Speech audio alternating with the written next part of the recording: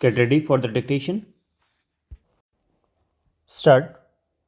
Sir, the President's address has been discussed in this August House for 3 full days. I understand that 37 speeches have already been delivered. The debate has touched upon various aspects of the problems affecting our country. I have followed it with close interest and care. The President's address gives a picture of the country as a whole.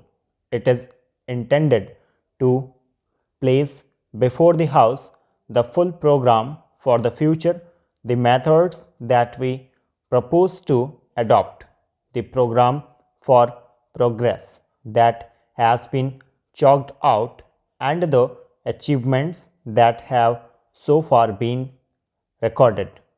A picture like that has to be viewed from a correct angle.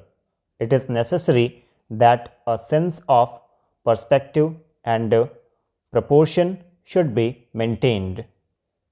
If one does not try to take a balanced view of things or looks at the picture from an acute angle, then the judgment must be distorted. One should not allow his vision to be obstructed by individual happenings. The House has taken a favorable view of the address and it has commended itself to the approval and support of the good sense and wisdom of the House. I am grateful to the honorable members for their support in general to the basic policies which have been set forth in this address. During the last 6 or 7 years, there has been steadily a shift in the subject that are dealt with in the address. The economic and the developmental issues have been coming more and more to the front. It is but proper that it should be so. An underdeveloped country has to give first place to the problems, solution of which will result in the satisfaction of hunger and the fulfillment of the needs of those who are suffering from lack of essential commodities needed even for bare sustenance. So, economic issues have naturally formed the most part of this debate, and various views about vital matters have been expressed, but basically all seem to be agreed. We want to establish a new, rich socio-economic order, an order in which there will be a substantial share of the good things of life for everyone and in which all will be bound by the bonds of goodwill. So, what is an objective which must necessarily appeal to every member of this House?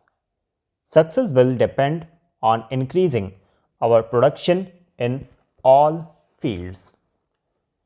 We have to see that the advance towards social justice is not in any way hampered for mere increase in production unless it is accompanied by social justice cannot result in equitable distribution.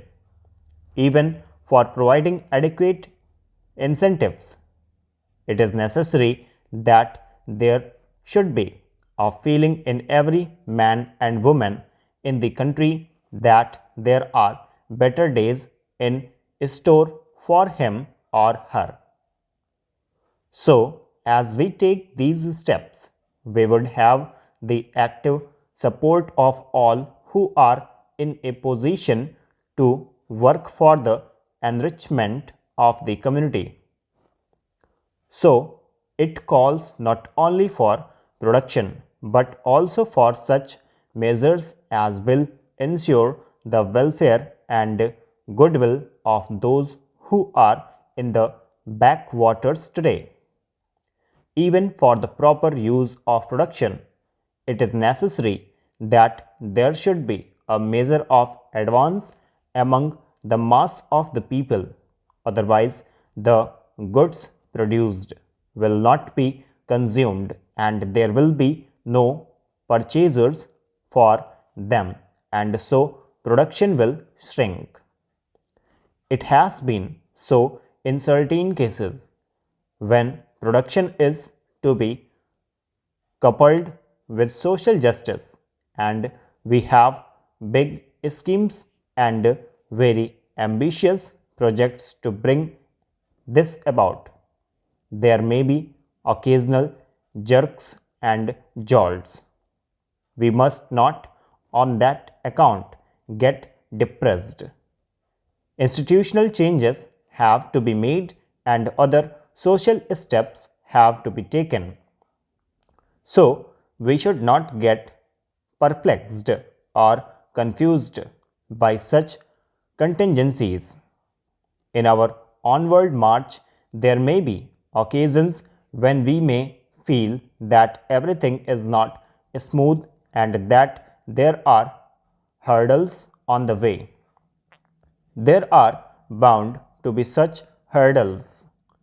We have to go forward with faith, determination, and courage, and unless we make up our mind to follow resolutely the course that we have laid down, we shall not be able to achieve what we all desire. I hope there is no difference of opinion about the goal. Our goal is the achievement of a socialistic democratic society. The country's goal, as it is even now laid down, is a socialistic cooperative commonwealth. While working for economic achievement, we have to preserve the human values for which we have always stood. We have to see that the fundamentals of democracy are not impaired. Progress can perhaps be accelerated and we can perhaps march forward even more quickly if we resort to coercive methods, have little regard for those fundamental values which, after all, matter more than anything material, and if we forget the lessons that were learnt by us in the days of our adversity. So, we have to take care that the steps that we take are on regulated and sound lines. Stop.